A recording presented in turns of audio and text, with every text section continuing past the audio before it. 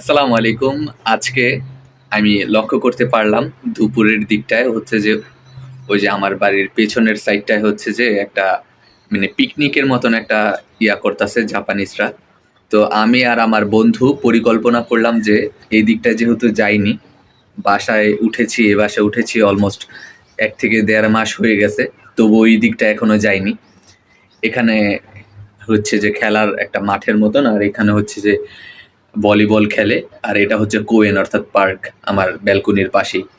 তো ওই দিকটায় আমি আর আমার বন্ধু যাব। তো যাই, আপনারা দেখতে থাকুন, লেটস গো।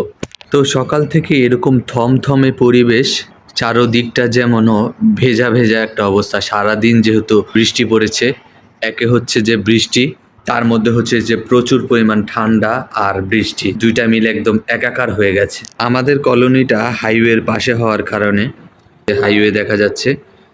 আর এটা হচ্ছে যে টোকিও আর কাওয়াসাকির যে বড় বড় দালানগুলো, সেগুলো হচ্ছে। আর এখন আমরা এই রাস্তাটি ব্যবহার করার মাধ্যমে সেই স্থানে যাব ইনশাআল্লাহ। এত পরিমাণ ঠান্ডা যে কান টান একবার বরফ হয়ে যায়, যার কারণে কানটা ঢাইকা নিছি। আর মানে এই যে আমার সাইকেল, ঠিক আছে, এখানে আমার ফ্রেন্ডরাও সাইকেল রাখে। আর এই পাশটায় হচ্ছে যে কলোনির যারা বাইক টাইক আছে, তারা হচ্ছে যে এখানে বাইক রাখে। আর পেছনে হচ্ছে যে সব গাড়ি, ঠিক আছে, যারা বড় লোক তারা গাড়ি রাখে পেছনে। এই যে আমার সাইকেল, আজকে হচ্ছে সাইকেল নিয়ে বের হব না, কারণ প্রতিনিয়ত সাইকেল ব্যবহার করতে করতে এক প্রকার বোর হয়ে গেছি। তাই তো আজকে আমরা আরোইতে অর্থাৎ পায়ে হেঁটে যাবো ইনশাআল্লাহ। আমার বন্ধু চলে এসেছে, সাইফ। তো সাইফ আর আমি এখন হচ্ছে যে ওই দিকটায় যাব।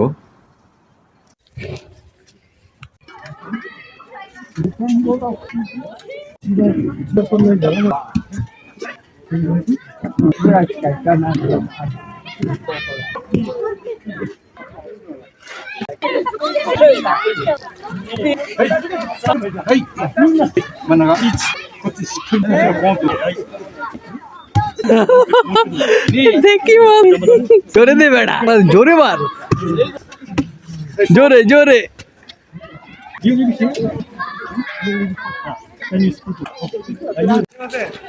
ক্যামেরা তুই ছবি তুল। রে মামা